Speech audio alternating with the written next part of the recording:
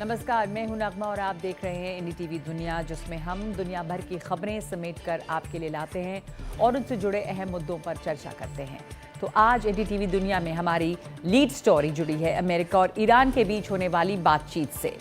America कह रहा है कि वो परमाणु मामले में ईरान के साथ सीधी बातचीत चाहता है और ईरान कह रहा है कि मध्यस्थ के जरिए बात होगी। बातचीत ओमान में 12 अप्रैल को होनी है। तो इसके साथ ही एनडीटीवी दुनिया में देखेंगे कुछ और खबरें।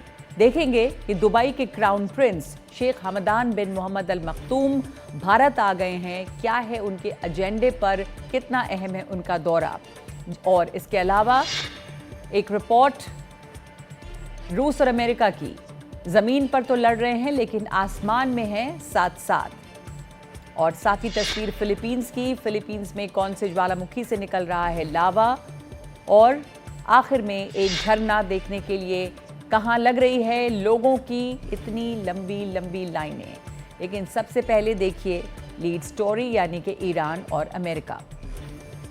तो 12 अप्रैल 2025 विश्व शांति के लिए एक अहम तारीख हो सकती है, क्योंकि इसी दिन ओमान में अमेरिका और ईरान के बीच परमाणु मुद्दे पर बातचीत होगी। और इस बात का ऐलान खुद अमेरिका के राष्ट्रपति डोनाल्ड ट्रंप ने किया है, और फिर ईरान के विदेश मंत्री सैयद अब्बास अरगची ने इसकी पुष्टि की। लेकिन चूंकि मामला अमेरिका और ईरान का है, लिहाजा इस मुद्दे पर भी एक राय नहीं दिखी। ट्रंप ने कहा कि दोनों देशों के बीच सीधी बातचीत होगी, लेकिन ईरान कह रहा है कि बातचीत सीधी नहीं होगी।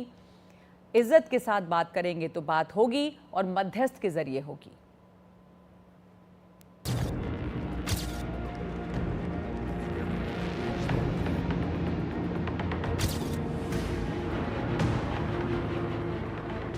अमेरिका और ईरान के बीच परमाणु समझौते के ऊपर बैठक होने वाली है।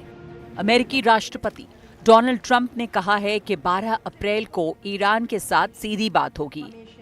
लेकिन अमेरिका और ईरान के रिश्ते कितने उलझे हैं, ये समझौते के ऐलान से ही जाहिर हो गया। ईरान के विदेश मंत्री ने अमेरिका के साथ किसी भी सीधी बातचीत से इनकार किया है। बातचीत का ऐलान तो किया, लेकिन कहा कि ये बातचीत एक मध्यस्थ के जरिए की जाएगी। ट्रंप ने ईरान के साथ परमाणु डील का ऐलान इजरायली प्रधानमंत्री नेतन्याहू के साथ व्हाइट हाउस में एक बैठक के बाद किया।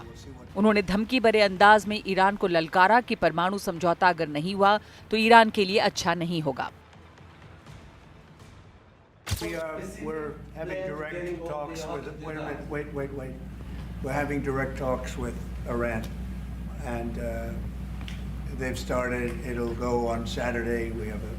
Very big meeting, and we'll see what can happen.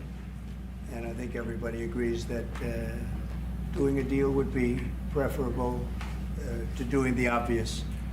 And the obvious is not something that I want to be involved with, or frankly, that Israel wants to be involved with if they can avoid it. So we're going to see if we can avoid it. But it's getting to be very dangerous territory.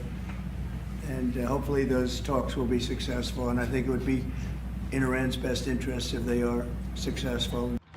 Trump भले कितनी ही धमकी भरे अंदाज में बात करें, लेकिन Trump ही ने अपने पहले कार्यकाल में ईरान के साथ हुई परमाणु डील रद्द कर दी थी, जो 2015 में राष्ट्रपति ओबामा ने करवाई थी।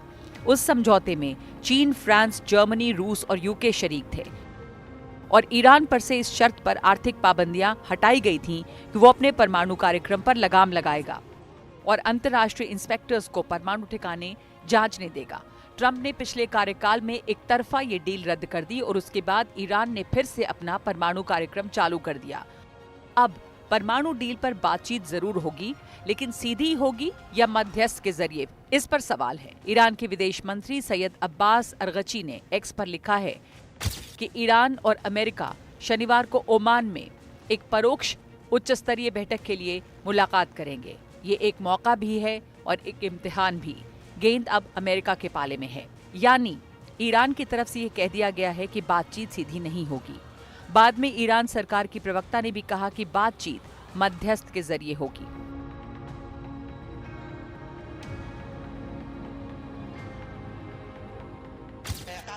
हम पहले भी कह चुके हैं कि अगर हमसे इज्जत के साथ बातचीत की गई तो हम वार्ता करेंगे। जैसा कि विदेश मंत्री ने ऐलान किया है, ये बातचीत परोक्ष रूप से होगी और ओमान में की जाएगी। बातचीत में हमारे राष्ट्रीय हितों और ईरानी लोगों के सरोकारों को उठाया जाएगा।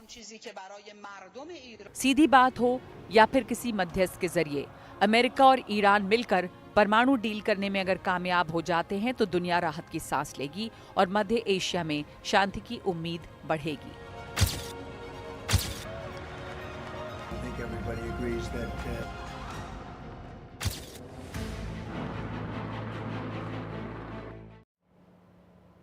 तो ईरान और अमेरिका के बीच में क्या बातचीत हो पाएगी और क्या इससे कोई राह निकलेगी? हमारे साथ जुड़े हैं कमर आगा, अंतर्राष्ट्रीय मामलों के जानकार।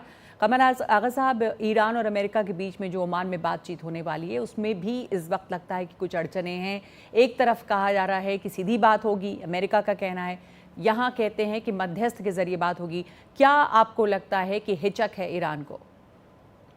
ईरान को सबसे बड़ी हिचक ये है कि एक आदमी अगर बीच में रहेगा तो अगर अमेरिका अपना स्टैंड बदलता है तो उसके लिए वो एक गवाह समझ लीजिए या एक विटनेस रहेगा। और वो चाहते हैं कि उनको डर इस बात का है कि कहीं बीच में स्टैंड ना बदले, ये कोई स्टैंड लें, वो कुछ और मीडिया में बात करें वहाँ पे जाके। जैसे अभी उन्हीं ने कहा कि बातचीत डायरेक्ट होगी, ये इसको डिनाई कर रहे हैं। तो ये छोटी मोटी चीज़ें हैं, मैं समझता हूँ ये सब सॉर्ट आउट हो जाएंगी। कोशिश इस बात की हो रही है, पहले ये होता था कि लोग एक अमेरिकन डेलीगेशन किसी दूसरे होटल में और ये लोग दूसरे वेन्यू पे जो बातचीत करते थे। अब ये हो सकता है कि सब एक ही जगह बैठ जाएंगे, लेकिन ओमान जो होगा बीच में रहेगा। इस तरह की भी मुझे जो रिपोर्ट मिली है वो इस तरह की है कि कोई एक कंप्रोमाइज़ नतीजे पे पहुंच जाए। ओमान पे इनको काफ़ी ट्रस्ट है ईरानियों को और काफ़ी समय से ये मध्यस्थता कर रहे हैं। इससे पहले जो एग्रीमेंट हुआ था 2015 वाला, उसमें भी ईरान और P5 के बीच में, उसमें भी ओमान का एक बड़ा रोल था। वहीं पे मध्य सीक्रेट टॉक्स हुई थी अमेरिका और ईरान के बीच में।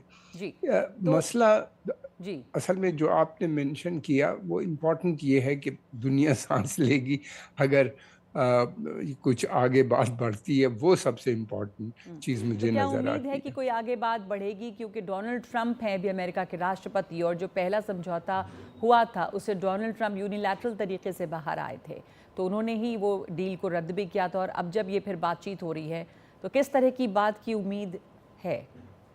देखिए, अमेरिका के लिए ईरान बहुत इम्पोर्टेंट है। दूसरी बात यह है कि अमेरिका इस वक्त कितनी जंगें लड़ेगा। एक तरफ तो वो यूक्रेन को सपोर्ट कर रहा है, दूसरी तरफ ओमान के अंदर उसके लगातार ऑपरेशंस चल रहे हैं। फिर उसके अलावा 50,000 ट्रूप्स उसके डिप्लॉयड हैं। फिर यह है कि टैरिफ वॉर भी चल रही है जिसमें पूरी दुनिया इन्वॉल्व है। 2 ट्रिलियन का ऑलरेडी लॉस हो चुका है अमेरिकन स्टॉक मार्केट को। 24 घंटे के अंदर ही हो गया था ये, और लगातार बढ़ता जा रहा है उनका। तो ये उनको सूट नहीं करता। दूसरी बात ये है कि ईरान जो है ये बहुत स्ट्रेटजिकली लोकेटेड है। अमेरिका की लिए वो गेटवे ऑफ इंडिया, गेटवे है सेंट्रल एशिया जाने का, जिससे कि दूसरी तरफ रशिया है जो उसको एंट्री ब्लॉक करे हुए है। और 100 साल से ज़्यादा हो चुका है ये ग्रेट गेम्स जो चल रहे हैं सेंट्रल एशिया में पहुंचने के, वो एक ही ज़रिया है ईरान की तरफ से वहाँ पे जाने का। एंड दोनों जगहों पे, ईरान में भी और सेंट्रल एशिया में, तेल और गैस के बड़े भंडार पाए जाते हैं। हालांकि इजराइल का मानना कुछ और है, वो चाहते हैं कि मैसिव रिटेलिएशन होना चाहिए, ईरान को हमेशा के लिए दबा देना चाहिए, रिजीम चेंज। मुझे लगता है कि अमेरिकन्स नहीं चाहते कि रिजीम चेंज हो। अगर रिजीम चेंज होती है तो डेमोक्रेटिक रिजीम आ जाएगी, और ईरान में जब भी डेमोक्रेटिक रिजीम आई है वो नेशनलिज्म को प्रमोट करती है। इनसे तो कन्फ्रंट करना इस्लामिक रिजीम से आसान है उनके लिए, लेकिन डेमोक्रेटिक रिजीम से डील करना अमेरिका के लिए मुश्किल हो जाता है। हमने 53 में जब जिबे मिल्ली यानी मुसद्दिक की गवर्नमेंट आई थी, और फिर उसके बाद जो कुछ हुआ हम सब जानते हैं उसको, किस तरीके से वहाँ ब्रिटेन और अमेरिका ने मिलकर ऑर्गेनाइज़ किया, जिसकी सारी डिटेल अब अमेरिका ने पब्लिश कर दी है। और फिर उसके बाद ऑयल कंपनी उनकी नेशनलाइज कर दिए एंग्लो अमेरिकन ऑयल कंपनी को, तो वो ये चाहेंगे कि इतना प्रेशर बिल्डअप करो कि अमेरिकन इंटरेस्ट के खिलाफ जो ईरान काम कर रहा है वो बंद कर दे और कुछ उनके साथ oil and gas and in सब चीज़ों की पे रिश्ते बनने लगे। क्या होगा ये मुश्किल है अभी कहना। बिल्कुल, तो इसका इंतज़ार रहेगा कि ओमान में किस तरह की बातचीत होती है और ये पहले दौर की बातचीत हो रही है। आपने सही कहा कि बहुत स्ट्रेटेजिकली लोकेटेड है ईरान और अमेरिका के लिए बहुत अहम है और एक तरह से गेटवे टू सेंट्रल एशिया है कि वहाँ पर अगर इन दोनों के बीच बातचीत होती है तो अमन कायम हो सकता है और बेहतर रहेगा। शुक्रिया आपका कमर आगा साहब हमारे साथ जुड़ने के लिए। तो ईरान और अमेरिका के बीच में जल्द ही बात होगी और क्या बात होगी इस पर सबकी नज़र है कि ये उस इलाके के अमन चैन के लिए काफ़ी ज़रूरी है। आगे बढ़ते हैं। अमेरिका की संसद में एक नया बिल पेश किया गया है जिसने अंतर्राष्ट्रीय छात्रों, खास करके साइंस, टेक्नोलॉजी, इंजीनियरिंग और मैथ्स यानी कि स्टेम पढ़ने वालों के बीच चिंता बढ़ा दी है। ये बिल ऑप्शनल प्रैक्टिकल ट्रेनिंग यानी OPT नाम की वर्क परमिशन स्कीम को ख़त्म करने की बात करता है और ये स्कीम बहुत अहम है क्योंकि छात्र अपनी पढ़ाई पूरी करने के बाद इसके तहत 3 साल तक अमेरिका में रहकर काम कर सकते हैं और ये गेटवे है H1B वीज़ा का। लेकिन अब इसे रद्द करने की बात है जिससे भारतीय छात्रों को बहुत नुकसान होगा। देखिए रिपोर्ट।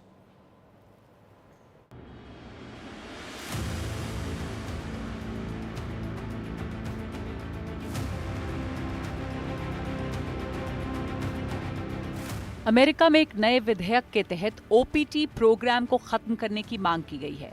OPT यानी ऑप्शनल प्रैक्टिकल ट्रेनिंग अमेरिकी इमिग्रेशन सिस्टम का एक बेहद अहम हिस्सा है।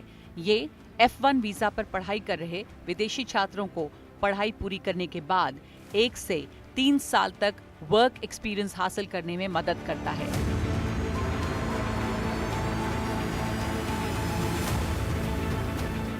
ये खासकर स्टेम यानी साइंस, टेक्नोलॉजी, इंजीनियरिंग और मैथमेटिक्स जैसे विषयों की पढ़ाई कर रहे छात्रों के लिए जरूरी माना जाता है। इस प्रोग्राम को H1B वर्क वीजा के लिए एक पुल माना जाता है। इस फैसले से सबसे ज्यादा असर भारतीयों पर पड़ेगा क्योंकि अमेरिका में सबसे ज्यादा अंतर्राष्ट्रीय छात्र भारतीय हैं। 2023-24 के दौरान 3,31,602 भारतीय छात्र अमेरिका में पढ़ रहे थे, जो पिछले साल के मुकाबले 23% ज्यादा हैं।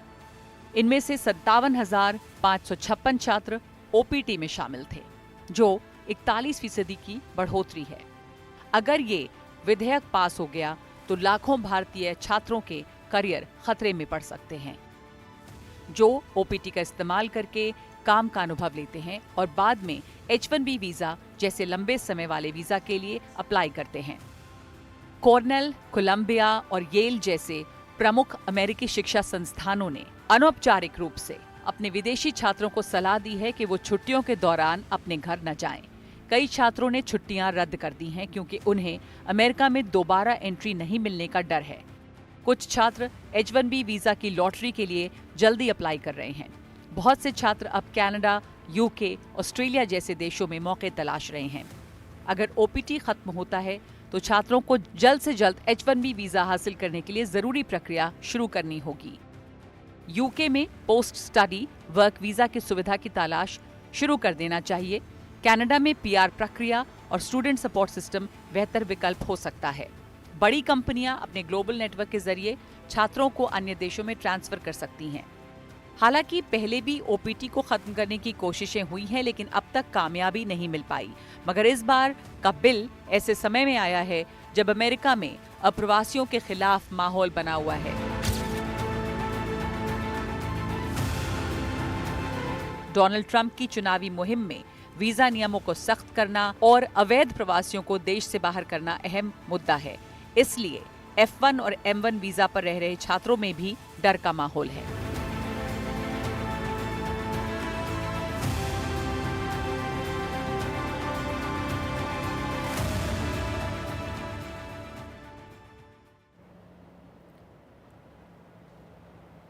और दुनिया की 2 सबसे बड़ी इकोनॉमी वाले देश अमेरिका और चीन के बीच तनाव बढ़ता जा रहा है और ये है ट्रेड वॉर।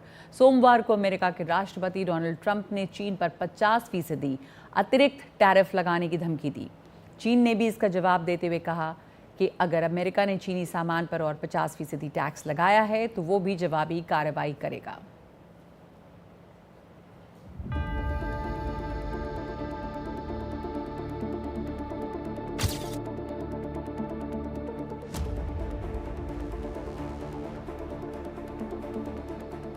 ट्रंप की जिद पर चीन ने ऐलान जंग कर दिया है।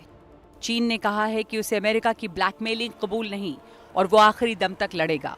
चीन के वाणिज्य मंत्रालय ने अपने बयान में कहा कि अमेरिका का चीन पर रेसिप्रोकल टैरिफ लगाना पूरी तरह से गलत है। ये एक तरफा दादागिरी है। चीन ने पहले भी जवाबी टैरिफ लगाए हैं। मंत्रालय ने संकेत दिया है कि और भी टैरिफ लगाए जा सकते हैं। दरअसल ट्रंप ने जब बाकी देशों की तरह चीन पर भी बढ़ते हुए टैरिफ का ऐलान किया तो चीन ने भी पलटवार किया और अमेरिका से आने वाले उत्पादों पर 34% शुल्क लगाने का ऐलान कर दिया, जो गुरुवार से लागू होगा। चीन के विदेश मंत्रालय के प्रवक्ता लिन जियान ने प्रेस कॉन्फ्रेंस में कहा, टैरिफ युद्ध में कोई विजेता नहीं होता, संरक्षणवाद का कोई भविष्य नहीं है। लेकिन इसके जवाब में ट्रंप ने धमकी दी कि अगर चीन ऐसा करता है तो अमेरिका उस पर और भी टैरिफ लगाएगा। ट्रंप ने धमकी दी कि अमेरिका चीन पर 50% अतिरिक्त टैरिफ लगाएगा। With China, as you know, against my statement, they put a 34% tariff on above what their ridiculous tariffs were already. And I said if that tariff isn't removed by tomorrow at 12 o'clock, we're putting a 50% tariff on above the tariffs that we put on. So they've gone for years, they've become a rich country. इस जैसे को तैसा में दोनों बड़ी अर्थव्यवस्थाओं की व्यापारिक जंग तेज हो गई है। चीन के वाणिज्य मंत्रालय ने स्पष्ट कर दिया है कि अगर अमेरिका अपनी जिद पर अड़ा रहा तो चीन आखिर तक लड़ने को तैयार है। इस तरह की ब्लैकमेलिंग को चीन नहीं स्वीकार करेगा। और चीन की ये टिप्पणी एक ऐसे समय में आई है जब अमेरिका के टैरिफ से पूरी दुनिया में उथल-पुथल है। अर्थशास्त्री और बाजार के जानकार इस टैरिफ वॉर को वैश्विक अर्थव्यवस्था के लिए बड़ा खतरा बता रहे हैं। आशंका ये भी है कि इस फैसले से दुनिया के बाजार मंदी के दौर में चले जाएंगे, जिससे आम लोगों की जिंदगियां और दुश्वार हो जाएंगी।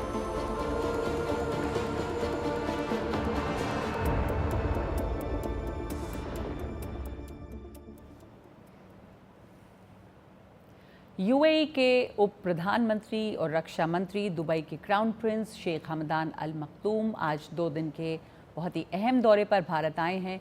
क्राउन प्रिंस का ये पहला भारत दौरा है। प्रधानमंत्री नरेंद्र मोदी के न्योते पर दुबई के क्राउन प्रिंस शेख हमदान बिन मोहम्मद अल मखदूम भारत के अपने पहले दौरे पे दिल्ली पहुंच गए हैं।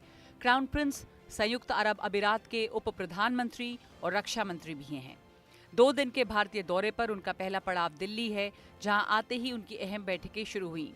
प्रधानमंत्री मोदी ने एक्स पर उनका स्वागत करते हुए लिखा कि दुबई के क्राउन प्रिंस महामहिम शेख हमदान बिन मोहम्मद बिन राशिद अल मखदूम से मिलने की खुशी है। दुबई ने भारत यूएई समग्र रणनीतिक साझेदारी को बढ़ावा देने में प्रमुख भूमिका निभाई है। ये यात्रा हमारी गहरी दोस्ती की पुष्टि करती है और भविष्य में और मजबूत सहयोग का रास्ता बनाती है। पीएम मोदी ने क्राउन प्रिंस के साथ वर्किंग लंच किया, जिसमें उन्होंने दुबई के नेता से विभिन्न क्षेत्रों में आपसी सहयोग को और मजबूत करने के बारे में बात की। पीएम के अलावा क्राउन प्रिंस ने रक्षा मंत्री राजनाथ सिंह और विदेश मंत्री एस जयशंकर के साथ भी बैठकें की। भारत और यूएई के सांस्कृतिक और आर्थिक रिश्ते पुराने तो हैं ही, अब भी करीब 43 लाख भारतीय यूएई में रहकर काम करते हैं और भारतीय अर्थव्यवस्था में उनका अहम योगदान है। शाम को क्राउन प्रिंस भारत की आर्थिक राजधानी मुंबई के लिए रवाना हो गए, जहां कल उनकी दोनों देशों के कारोबारी दिग्गजों के साथ बैठक होगी। और अब देखते हैं कुछ और खबरें दुनिया जहान से कोने कोने में। अमेरिका और रूस के बीच सियासी तौर पर भले ही कभी नर्म कभी गर्म रिश्ते चल रहे हों, लेकिन अंतरिक्ष यात्रा में दोनों का सहयोग जारी है। मंगलवार को अमेरिका और रूस के 3 अंतरिक्ष यात्री अंतर्राष्ट्रीय स्पेस स्टेशन के लिए रवाना हो गए। नासा के एस्ट्रोनॉट जॉनी किम और रूस के 2 कॉस्मोनॉट सर्गेई रिजिकोव और एलेक्सेई जुब्रित्स्की कजाकिस्तान की बैकनूर लॉन्च फैसिलिटी में रूसी सोयूज SAS-27 में सवार हुए। अंतर्राष्ट्रीय स्पेस स्टेशन अब अगले 8 महीने तक इन तीनों का ठिकाना होगा, जहां से ये तीनों शोध का काम करेंगे।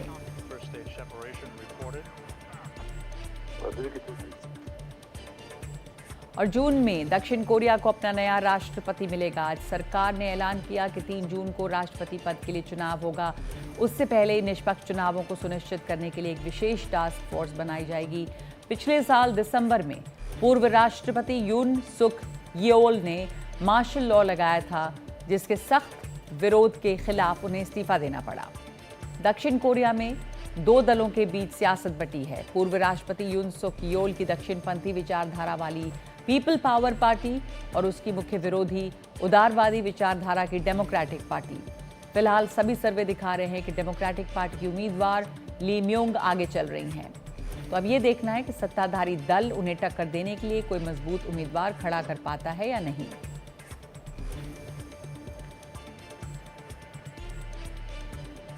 गाजा में युद्ध विराम खत्म होने के बाद से हालात बदतर हो गए हैं। इजरायल ने यहां पहुंचने वाले सारी सहायता और बुनियादी सहूलतों पर पाबंदी लगा दी है। गाजा में रहने वाले खाने और इलाज के लिए तरस रहे हैं। जंग ने बहुत से लोगों की जान ली और जो बचे हैं वो बेरोजगार हैं। ऐसे में एक परोपकारी संस्था ने फिलिस्तीनियों को खाना बांटा। खाने की कमी की वजह से गाजा पट्टी में अकाल की स्थिति होने का अंदेशा है। इजरायल के साथ युद्ध के बाद गाजा की करीब 20 लाख लोगों की आबादी अंतर्राष्ट्रीय मदद के भरोसे जिंदा है। अफ्रीकी देश कांगो की राजधानी किंशासा में आई भीषण बाढ़ ने कम से कम 33 लोगों की जान ले ली है। राजधानी का आधे से ज्यादा हिस्सा बाढ़ की वजह से कट गया और घरों में फंसे हुए सैकड़ों परिवारों को सुरक्षित जगहों पर ले जाने की कोशिश चल रही है। तेज बारिश की वजह से नदी में बाढ़ आई और सैकड़ों इमारतें डूबी। सरकार के ऊपर इल्जाम लगा रहे हैं लोग कि वो वक्त रहते हुए हरकत में आई होती तो इतने लोगों की मौत नहीं होती। 2022 में भी राजधानी में बाढ़ आई थी, जिसमें 100 से ज्यादा लोग मारे गए थे। और रूस के पूर्वी हिस्से में चीटा शहर में आज जबरदस्त आग लग गई है। देखते देखते करीब 4,500 एकड़ में यह आग फैल गई, जिसमें सूखी घास के बड़े बड़े मैदान हैं। इसके ऊपर तेज हवाओं ने इस आग को और भड़काया और रूस के इमरजेंसी मंत्रालय ने कहा है कि दमकल की 60 गाड़ियां आग को बुझाने की कोशिश कर रही हैं। उधर दागिस्तान के पहाड़ी इलाकों में भी जंगली आग लगी है, जिसे बुझाने के लिए लोग कोशिश में हैं। फिलीपींस की सबसे सक्रिय ज्वालामुखी में आज जो है सुबह फट गया। आसमान में करीब 2.5 मील यानी कि 4,000 मीटर तक राख निकलती रही। ये देख रहे हैं आप उसकी तस्वीरें।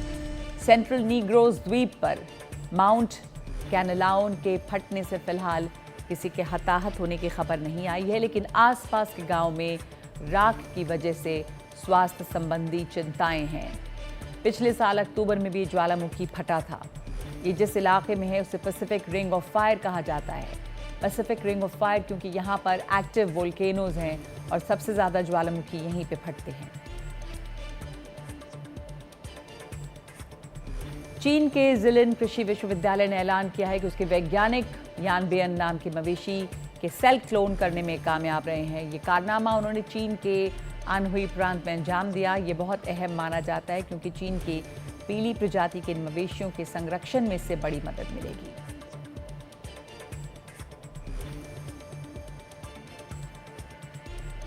और अब देखिए आज का एक दिलचस्प वीडियो।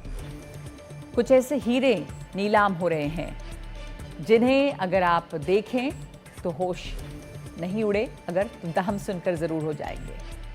सोथबीज ने बेहद नायाब हीरों की आज दुबई में झांकी दिखाई, जिसके दाम $10 करोड़ यानी करीब 9 अरब रुपए आके गए हैं। इनमें एक 10 कैरेट से भी बड़ा मेडिटेरेनियन ब्लू नाम का हीरा है, जिसे सबसे अहम ब्लू डायमंड बताया जा रहा है। सोथबीज का अंदाजा है कि सिर्फ यही हीरा $2 करोड़ में नीलाम होगा। ये नीलामी मई में जिनीवा में की जाएगी। कुल मिलाकर इन सारे हीरों का वजन 700 कैरेट है।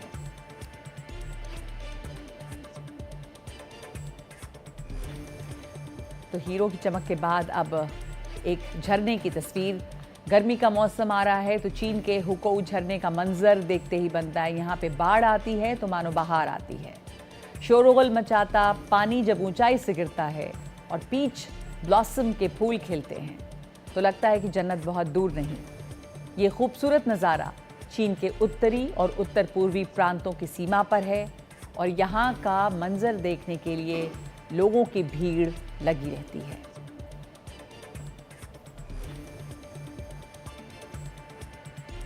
तो एनडीटीवी दुनिया में आज के लिए इतना ही। नमस्कार।